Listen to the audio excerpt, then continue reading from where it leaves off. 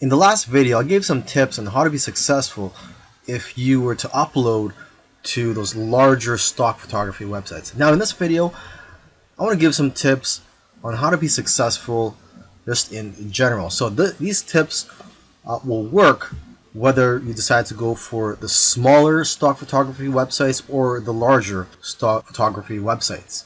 To start off with, you cannot be a generic photographer and make money with stock photography. To be successful, you have to niche down. You cannot be too broad. So you have to be very specific and also good at what you do. For example, portraits of people are always popular. So if you can focus on that, you'll probably do well.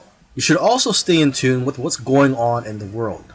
People who are talking about the popular topics of today need images to support what they're saying. And if you are going to be uploading to multiple stock photography websites, you can use an app called MicroStalker for tracking your sales across multiple agencies. And lastly, if you're consistent, you'll increase your chances of being successful with stock photography. You'll do best if you upload a small amount of photos consistently.